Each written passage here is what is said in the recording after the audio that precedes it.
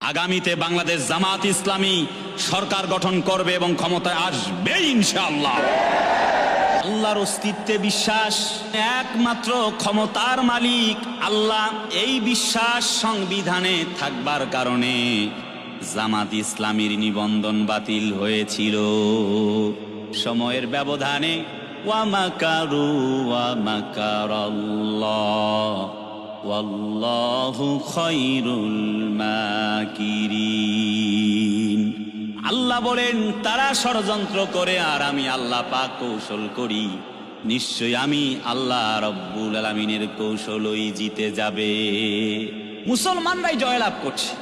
মনে রাখা ভালো, যারা জালিম আল্লাহ তাদের লাঞ্ছনা দেন, তাদেরকে লাঞ্ছিত করেন, এবং যারা মজলুম তাদেরকে আল্লাহ রব্বুল আলামিন শেষ পর্যন্ত হাসি ফোটায়া দেন। সূরা ইউসুফ আল্লাহ পাক বলেন, আল্লাহ তাআলা শেষ প্রান্তে এসে মুমিনদের বিজয় দান করেন এবং কাফের জালেমদেরকে ধ্বংস করে দেন। তারই পুনরাবৃত্তি ঘটেছে। একটি দল নিবন্ধন পেয়ে গেল, প্রতীক পেয়ে যাবে, এরপরে আস্তে আস্তে বাংলার মাটিতে এই 95% মুসলমানদেরকে সাথে নিয়ে, ইসলামওয়ালা মুসলমানদেরকে নিয়ে ক্ষমতায় আসবে। কেউ তা ঠেকাতে পারবে না। এখন ইসলামওয়ালারা ক্ষমতায় যাবে, ঠেকান তো দেখি। অনেক হাসাহাসি করেছেন, আল্লাহি তাল্লাহি, আল্লাহর কসম, ইসলাম ক্ষমতায় যাবেই যাবেই যাবেই ইনশাআল্লাহ। প্রিয় আল্লামা সাঈদী সাহেব বলেছিলেন, বাংলাদেশ জামাত ইসলামী ভুই ফোড়া নয় যে ফু দিবে আর উড়ে যাবে। এদেশের 90% মুসলমান বসবাস করে, তাদের একটি বড় অংশ ইসলামকে সাপোর্ট করে, ইসলামী মূল্যবোধে বিশ্বাসী। আলা লাহুল খালকু ওয়াল আমর, জমিন যার, আইন চলবে তার, তারা এটাই প্রতিষ্ঠিত করতে চায়। জামাত ইসলামী ভুই ফোড়া নয়, তুমি ফু দিবা উড়ে যাবে। আগামীতে বাংলাদেশ জামাত ইসলামী ইসলামের হাত ধরেই পথ পথ করে এই বাংলার মাটিতে কালেমার পতাকা উড়াবেই ইনশাআল্লাহ। কেউ ঠেকাতে পারবে না, পারবে না, পারবে না। জামাত একটি সুসংগঠিত দল। আল্লাহ বলেন, ওয়া'তাসিমু বিহাবলিল্লাহি জামিআ, তোমরা এক হয়ে যাও। when you are alone you are an individual, when you are unity you are power। যখন তোমরা এক তখন তোমরা শক্তি সবাই মিলে, যখন তুমি একা তখন তুমি ব্যক্তি, যখন তুমি ঐক্য তখন তুমি শক্তি। Diversity is our beauty. প্রিয় ভাইয়ারা আমার, তার মানে হচ্ছে একটি সুসংগঠিত দলকে আওয়ামী লীগ বিভিন্ন ট্যাগ লাগিয়ে, রাজাকার, জঙ্গি ট্যাগ লাগিয়ে, যেভাবে ভৎসনা রটিয়ে ইসলাম এবং মুসলমানদেরকে কলঙ্কিত করবার চেষ্টা করছিল, দেখতে পাচ্ছি এখনো কিছু কিছু নেতৃবৃন্দ সেই কাজটি করছে। আমি বলি, একটি ওয়ার্ড পর্যায়ে বাংলাদেশ জামাত ইসলামের যে নেতৃবৃন্দ রয়েছে, যে শক্তিশালী দায়িত্বশীল ভূমিকা রয়েছে, ওয়াল্লাহি আল্লাহর কসম আপনার কেন্দ্রেও এমন ভূমিকা নেই। তারা একটি সুশৃঙ্খল দল। বাংলাদেশ জামাত ইসলামী চায় ইসলামকে ক্ষমতায় বসাতে। সদ্য ডাক্তার শফিকুর রহমান সাহেব ঠিক সেই বক্তব্য দিয়েছেন। আমিও সেই কথাই বলছি, এই জমিনে আল্লাহর দ্বীন প্রতিষ্ঠিত হয়ে যাবে, আর ইসলাম এবং মুসলমানরাই এই জমিনে রাজ কায়েম করবে। ওয়ালাকাদ কাতাবনা ফিজ যাবুরি মিন বা'দিয যিকরি আন্নাল আরদা ইয়ারিসুহা ইবাদিয়াস সালিহুন। ইসলামওয়ালা মুসলমানেরা যারা জমিনে আল্লাহ দ্বীন কায়েম করার জন্য কাজ করছে, এই ব্যক্তিগুলিকে আল্লাহ সম্মানিত স্থানে আসীন করেছেন, এবং আগামীতে ইসলামওয়ালারাই এই জমিনে নেতৃত্ব দিবেন। এই প্রিয় সংগঠনটির গঠনতন্ত্রে বলা আছে, সমস্ত ক্ষমতার উৎস একমাত্র আল্লাহ। তার মানে হচ্ছে কুলিল্লাহুম্মা মালিকাল মুলক, সকল ক্ষমতার মালিক একমাত্র আল্লাহ।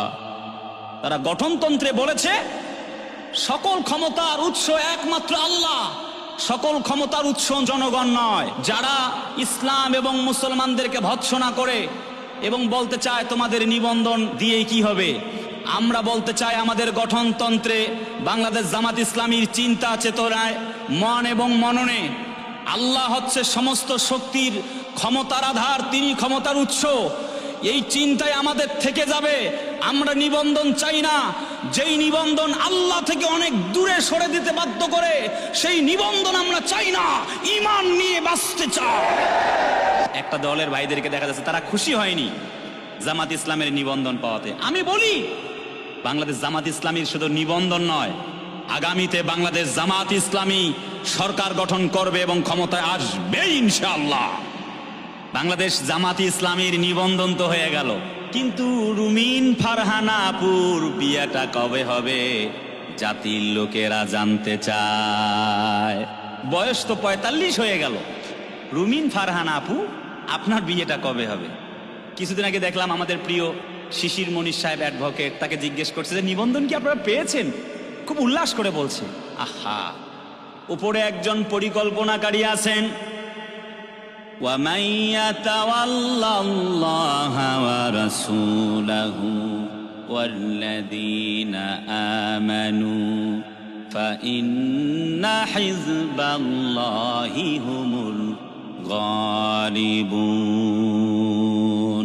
যারা আল্লাহর উপরে ভরসা করে, আল্লাহর রাসূলের নির্দেশিত পন্থায় যারা চলে, আল্লাহ দিনের পথে যারা ঈমান আনে আল্লাহর প্রতি এবং রাসূলের প্রতি, আল্লাহ রাব্বুল আলামিন তাদের সঙ্গী হয়ে যান। আল্লাহ রাব্বুল আলামিন তাদের উপরে রহমত, বরকত, রহমত নাজিল করে দেন। কিছু নেতৃবৃন্দকে দেখলাম কুষ্টিয়ার প্রিয় আমির হামজা ভাইয়ের মঞ্চে ছাত্র উপদেষ্টাদেরকে বসতে দেওয়ার কারণে, চেয়ার দেওয়ার কারণে তারা রাগান্বিত, খুব ক্ষুব্ধ। আমি বলি এই ছাত্রদের কারণেই নতুন বাংলাদেশ পেয়েছেন এবং আপনারা জেল থেকে ছাড়া পেয়েছেন। অহংকার করা যাবে না। ওয়ালা তামশি ফিল আরদি মারাহা, জমিনে দম্ভ ভরে চলবেন না। মনে রাখতে হবে 1971-এ স্বাধীন হয়েছে মাটি, আর 2024-এ এসে স্বাধীন হয়েছে মানুষ। ছাত্র জনতা রক্তের ওপর আপনাদের চেয়ার দাঁড়িয়ে আছে। সবটুকুন ক্রেডিট ছাত্রদের। ছাত্রদের রক্তের সাথে বেঈমানি করলে জাতির লোকেরা আপনাদেরকেও ডাস্টবিনে নিক্ষেপ করতে বাধ্য হয়ে যাবে।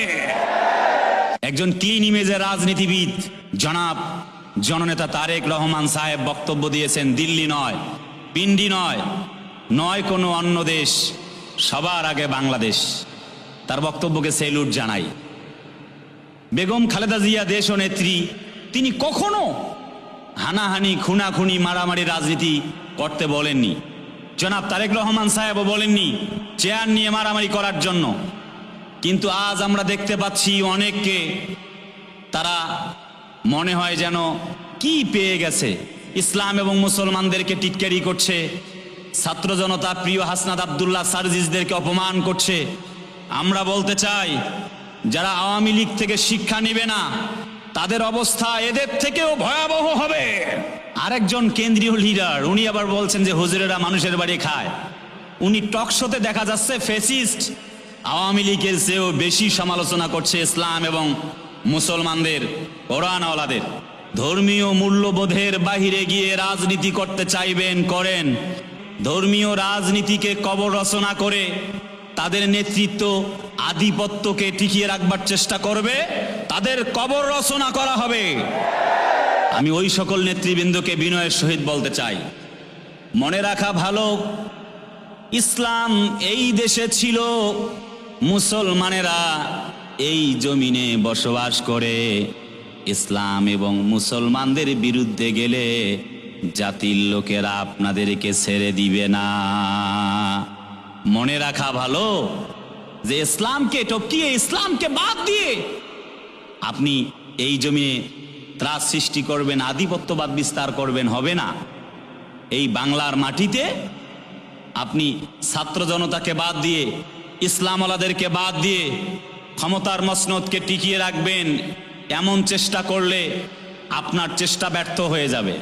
কারণ মনে রাখা লাগবে, আমাদের একজন প্রিয় মিজানুর রহমান আজহারীদের বক্তব্য শোনার জন্যে মানুষ 1-1.5 ঘন্টা বক্তব্য শোনার জন্য 1 লক্ষ 2 লক্ষ 3 লক্ষ টাকা দেওয়ার জন্যে তারা প্রস্তুত থাকে। কিন্তু বাংলাদেশে আপনার মতো নেতাকে দিয়ে 5,000 টাকা দিয়েও বক্তব্য শুনতে রাজি নয়।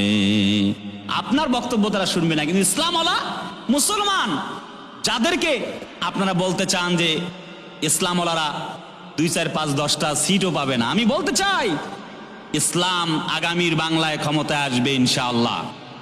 আপনার বক্তব্য শুনতে মানুষ ফ্রি বক্তব্য দেন, শুনতে চায় না, অথচ আলেমরা 3-4 লক্ষ টাকা মানুষ দিয়ে তাদেরকে 1-1.5 ঘন্টা বক্তব্য তাদের কাছ থেকে শুনতে চায়। এত ভালোবাসে আলেমদেরকে, এ ভালোবাসা আল্লাহর পক্ষ থেকে। কারণ মনে রাখতে হবে, ইসলামের জন্যে পঙ্গপালের মতো মানুষ ছুটে আসে, ইসলামের জন্যে, কোরআনের জন্যে, আল্লাহ জমিনে আল্লাহর দিন তারা কায়েম করতে চায়। ওয়ামা উমিরু ইল্লা লিয়াবুদুল্লাহা মুখলিসিনা লাহুদ্দিন। আল্লাহ পাক রাব্বে কারীম আমাদের পাঠিয়েছেন তার দিন এবং ধর্ম একামতে দিনের সাথে glorify the name of your Lord, always seek the forgiveness of Allah, never lose hope in the mercy of Allah। আল্লাহ পাক রাব্বে কারীমকে ডাকার জন্য, তার দিকে থাকার জন্য একটি মসজিদেও চাঁদাবাজি করা হয়েছে, দেখতে পাচ্ছি যে 1 কোটি টাকার কমে সেখানে মসজিদের কাজ করতে দেবে না। আবার দেখলাম গরুর হাটে, সেখানেও চাঁদাবাজি। আবার দেখতে পাচ্ছি যে মা মেয়েকে ধর্ষণ করেছে। এমন অস্থিরতা তো কখনো বিরাজ করেনি, আমি দেখিনি কখনো।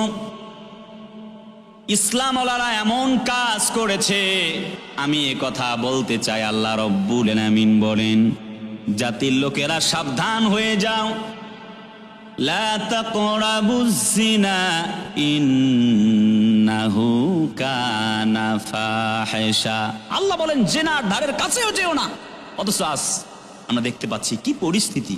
তার মানে হচ্ছে আমরা চাঁদাবাজ মুক্ত, টেন্ডারবাজ মুক্ত, ধর্ষণ মুক্ত, হাইজাকার মুক্ত, এরপরে গুম খুন মুক্ত একটি বাংলাদেশ গঠন করতে চাই। আগামীর বাংলা গঠনের জন্য ইসলাম ওয়ালাদেরকে দেখতে চাই।